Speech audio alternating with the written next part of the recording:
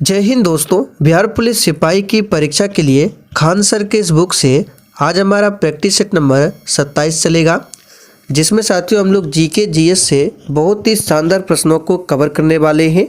तो आप लोग पूरा वीडियो को ध्यान से देखिए। और साथियों आज के इस प्रैक्टिस सेट में आप लोग कितने क्वेश्चन के सही से आंसर कर पाते हैं, ये आपको सेशन के लास्ट में कमेंट करके बताना है। तो चलिए इसी के साथ आज के इस क्लास को स्टार्ट करते हैं। तो फटाफट से आप सभी सेशन को लाइक करके और आज के सेशन को अपने सभी मित्रों के साथ शेयर कर दीजिए। तो देखिए आज का पहला क्वेश्चन है, मध्याह्न भोजन योजना की शुरुआत कब हुआ था। बहुत ही शानदार क्वेश्चन है, सभी ऑप्शन को ध्यान से पढ़िए। मध्याह्न भोजन योजना की शुरुआत कब होती है।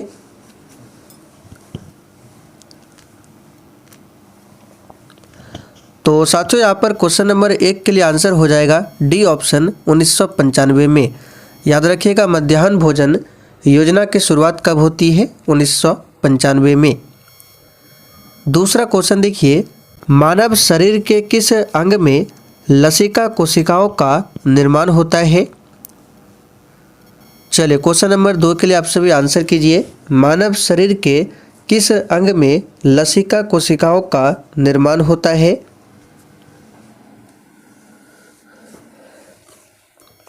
तो यहाँ पर इसका सही जवाब है बी ऑप्शन वृहद अस्थि में। ध्यान रखिएगा मानव शरीर के वृहद अस्थि में लसिका कोशिकाओं का निर्माण होता है।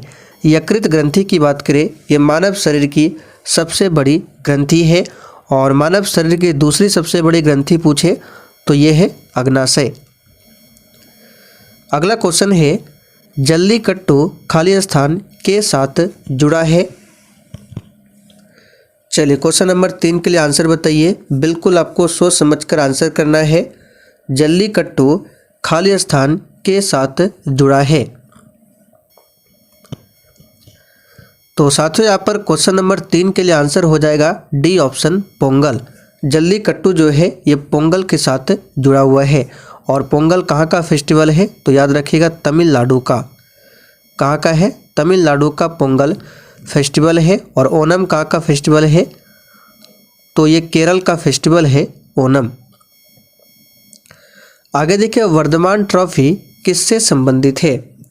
बिल्कुल इसी टाइप के क्वेश्चन आपके एग्जाम में पूछे जाएंगे, आंसर कीजिए। वर्धमान ट्रॉफी किससे संबंधित है।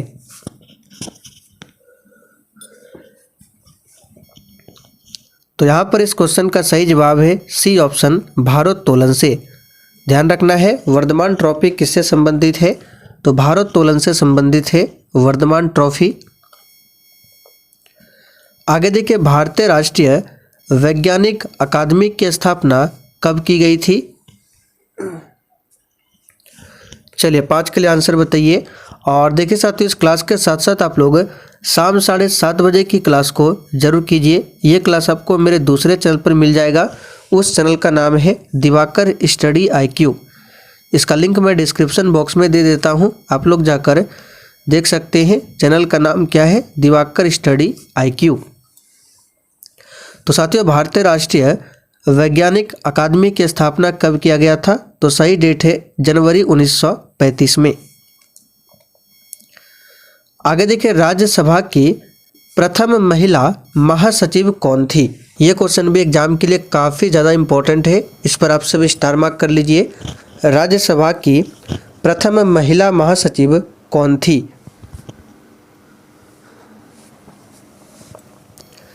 चलिए बिल्कुल सही आंसर दिए हैं, VS रमा देवी राज्यसभा की प्रथम महिला महासचिव थी। अगर आपसे पूछे लोकसभा की पहली महिला महासचिव कौन थी, तो ध्यान रखना है स्नेहलता श्रीवास्तव। यहाँ पे लिख देते हैं स्नेहलता श्रीवास्तव कौन थी, लोकसभा की प्रथम महिला महासचिव। संविधान के उद्देशिका का विचार कहाँ से लिया गया है। चलिए 7 के लिए आंसर कीजिए। संविधान के उद्देशिका का जो विचार है कहाँ से लिया गया है। तो साथियों ये लिया गया है अमेरिका देश के संविधान से। लेकिन जो इसकी भाषा है, उद्देशिका का जो भाषा है, इसे ऑस्ट्रेलिया देश के संविधान से लिया गया है। लेकिन विचार को यूएसए के संविधान से लिया गया है, ब्रिटेन के संविधान से नागरिकता को लिया गया है। और भारत में किस प्रकार की नागरिकता है? तो भारत में एकल नागरिकता है। नागरिकता को भाग 2 में रखा गया है, संविधान के भाग 2 में और अनुच्छेद 5 से लेकर 11 तक में, इसे भी ध्यान रखिएगा। केंद्रीय सतर्कता आयुक्त का कार्यकाल होता है। चलिए, बिल्कुल टॉप लेवल का क्वेश्चन है, आंसर कीजिए। केंद्रीय सतर्कता आयुक्त का कार्यकाल कितना होता है? तो साथियों ये 4 वर्षों के लिए होता है या फिर 65 वर्ष की आयु। यहाँ पर डी ऑप्शन आपका सही जवाब है, जो भी पहले पूरा हो, ये कार्यकाल है केंद्रीय सतर्कता आयुक्त का। बिहार का शोक किस नदी को कहा जाता है?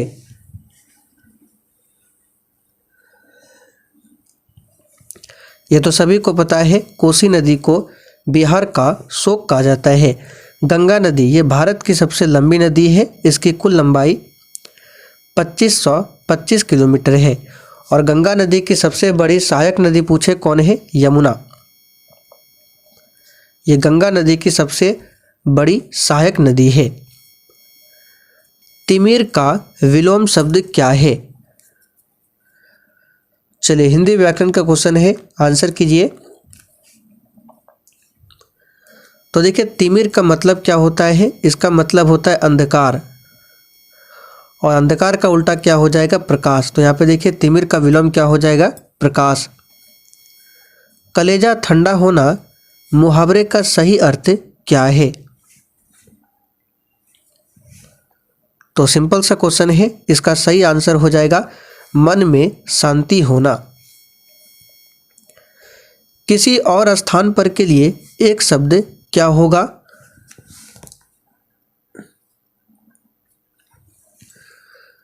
तो साथियों, किसी और स्थान पर के लिए एक शब्द क्या होगा? यहाँ पर इसका सही जवाब है अन्यत्र। डी ऑप्शन जो ही बच्चे बता रहे हैं उनका बिल्कुल सही जवाब है अन्यत्र। कौन सी 2 नदियाँ अरब सागर में गिरती है? चलिए, क्वेश्चन नंबर 13 के लिए आप सभी आंसर कीजिए। इन चारों ऑप्शन में से कौन सी 2 नदियाँ हैं जो अरब सागर में गिरती है?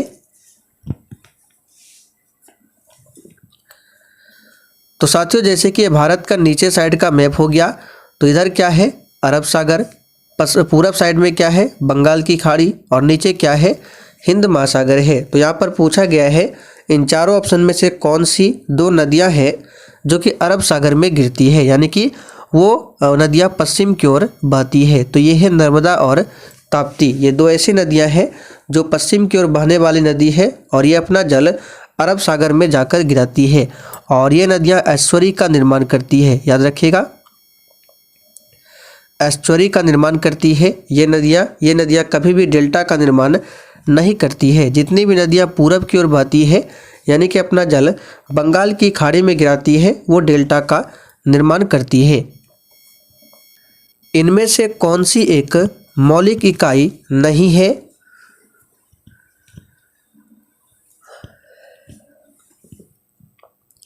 तो साथियों, जैसे कि आप सभी जानते हैं 7 मौलिक इकाई है, जिसमें से देखिए यहाँ पे क्या हो जाएगा? मीटर, केल्विन, किलोग्राम, ये सभी क्या है? मौलिक इकाई है।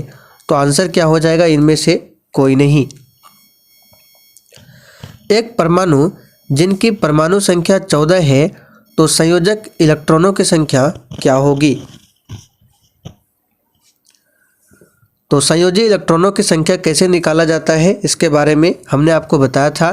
देखिए, एक परमाणु है जिसकी परमाणु संख्या क्या है? 14। तो इसका इलेक्ट्रॉनिक विन्यास क्या होगा? 2, 8, 4। तो बाहर में जो इलेक्ट्रॉन है इसे ही कहा जाता है संयोजी इलेक्ट्रॉन। तो इसमें संयोजी इलेक्ट्रॉनों की संख्या क्या होगी? 4। यहाँ पे देखिए डी ऑप्शन में दिया हुआ है 4। उत्तराखंड, उत्तर प्रदेश, बिहार, पश्चिम बंगाल और सिक्किम की सीमाएं किस देश से मिलती है?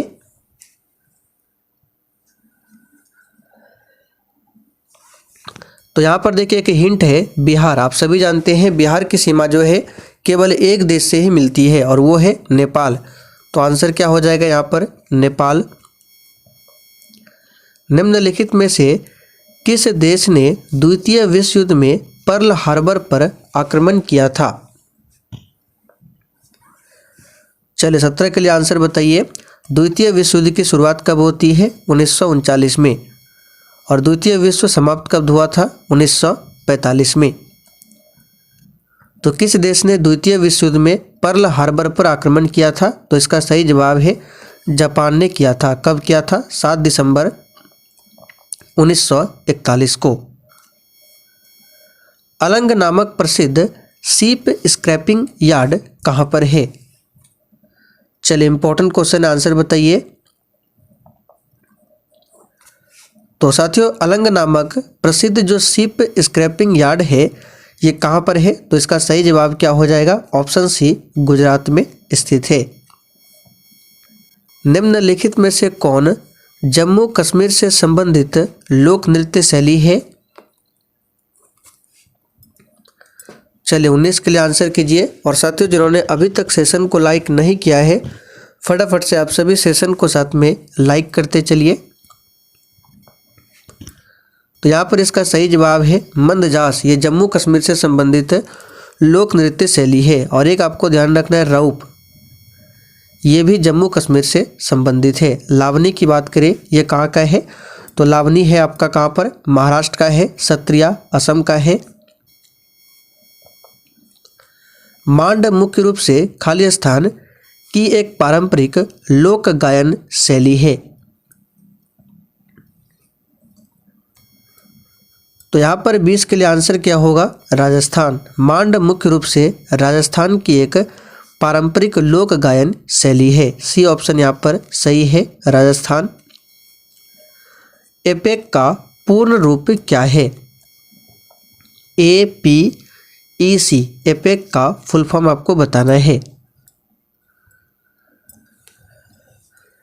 तो साथियों, एपेक का फुल फॉर्म हो जाएगा यहाँ पर क्या? तो इसका सही जवाब है 21 के लिए option D, Asia Pacific economic cooperation. ये एपेक का फुल फॉर्म है। एपेक की स्थापना कब हुई थी? तो 1989 में एपेक की स्थापना होती है। और इसका हेडक्वार्टर कहाँ पर है? सिंगापुर में। सामान्य प्रकार के द्विफोकल लेंसों में ऊपरी और निचले भाग क्रमशः होते हैं। चलिए मोस्ट वीवीआई क्वेश्चन है, इस पर भी आप सभी स्टार मार्क कर लीजिए।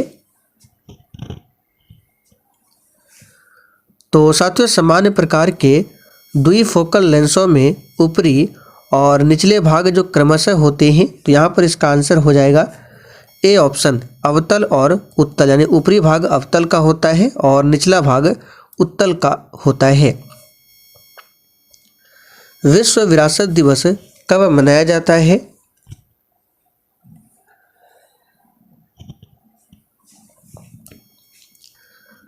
तो साथियों, विश्व विरासत दिवस प्रत्येक वर्ष 18 अप्रैल के दिन मनाया जाता है। 5 जून को विश्व पर्यावरण दिवस मनाया जाता है।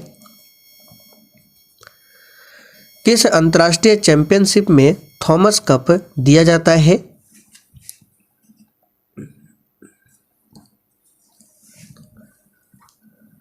तो यहाँ पर 24 के लिए आंसर क्या होगा? बैडमिंटन में। निम्नलिखित में से कौन इटली के पुनर्जागरण का कवि था?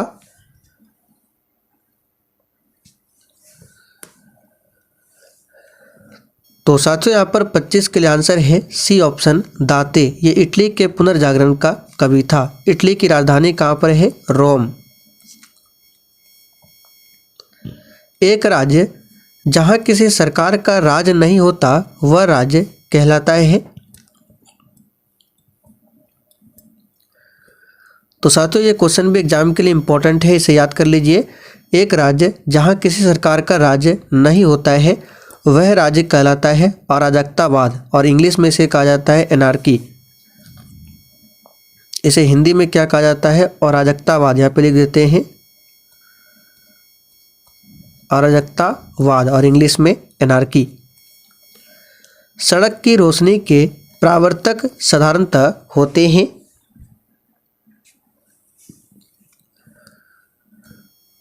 तो साथियों, सड़क की रोशनी के जो परावर्तक होते हैं साधारणतः ये होते हैं अवतल दर्पण। लवलोंग वाइल्ड लाइफ सेंचुरी किस राज्य में स्थित है। और साथियों सेशन के लास्ट में आप सभी को नीचे कमेंट करके अपना अपना स्कोर जरूर बताना है। तो साथियों लवलोंग वाइल्ड लाइफ सेंचुरी जो है ये स्थित है झारखंड राज्य में। आगे देखिए द स्टेट एंड रिवॉल्यूशन पुस्तक किसने लिखी है।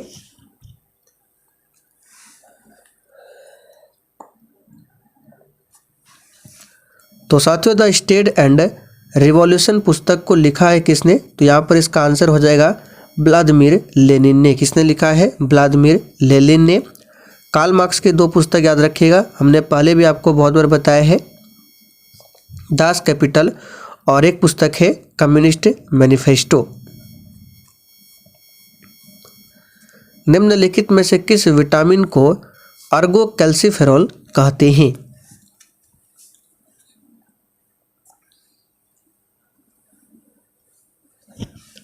तो साथियों किस विटामिन को अर्गो कैल्सिफेरॉल कहते हैं, तो यहाँ पर इसका सही जवाब हो जाएगा विटामिन D2 को अर्गो कैल्सिफेरॉल कहा जाता है। विटामिन D3 को कहा जाता है cholecalciferol. Cholecalciferol vitamin D3 का नाम है और D2 का नाम क्या है, अर्गो कैल्सिफेरॉल। विटामिन B12 का नाम क्या है, साइनोकोबालामिन, और इसमें कोबाल्ट धातु पाया जाता है विटामिन B12 में। G20 शिखर सम्मेलन 2024 की मेजबानी कौन सा देश करेगा।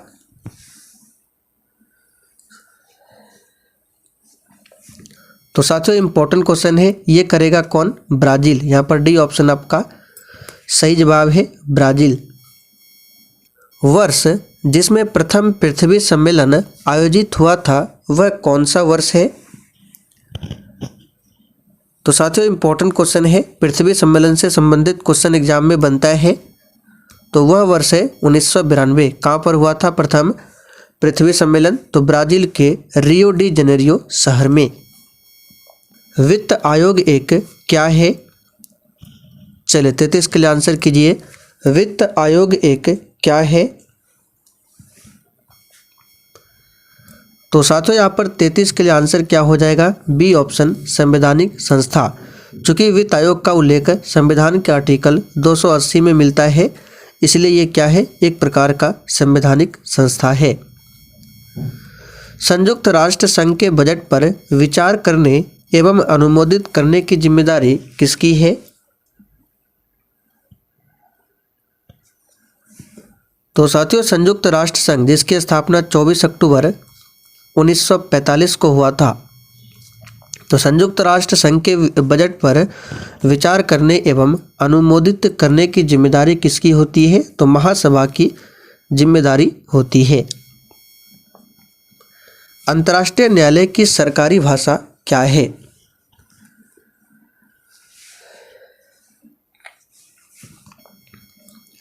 तो साथियों अंतर्राष्ट्रीय न्यायालय जिसका हेडक्वार्टर कहाँ पर है, नीदरलैंड के द हेग में। और अंतर्राष्ट्रीय न्यायालय की स्थापना कब होती है, 1946 में। और इसकी सरकारी भाषा क्या है, तो यहाँ पर इसका सही जवाब है फ्रेंच तथा अंग्रेजी। पुस्तक ऑन कंट्राडिक्शन के लेखक कौन है। तो साथियों पुस्तक ऑन कंट्राडिक्शन के लेखक है माओ त्से तुंग। यहाँ पर बी ऑप्शन आपका सही जवाब है। नोबेल पुरस्कार प्राप्त करने वाली प्रथम भारतीय महिला कौन है। तो साथियों नोबेल पुरस्कार को प्राप्त करने वाली प्रथम भारतीय महिला कौन है, मदर टेरेसा। इनको साल 1979 में नोबेल पुरस्कार दिया गया था। मुंबई में नाविक विद्रोह की शुरुआत कब हुई थी। चलिए इंपॉर्टेंट क्वेश्चन है, आंसर बताइए। तो साथियों बम्बई में नाविक विद्रोह की शुरुआत जो होती है ये 18 फरवरी 1946 को, यहाँ पर देखिए सी ऑप्शन में है 18 फरवरी 1946। रेशम कीट पालन का वैज्ञानिक नाम क्या है।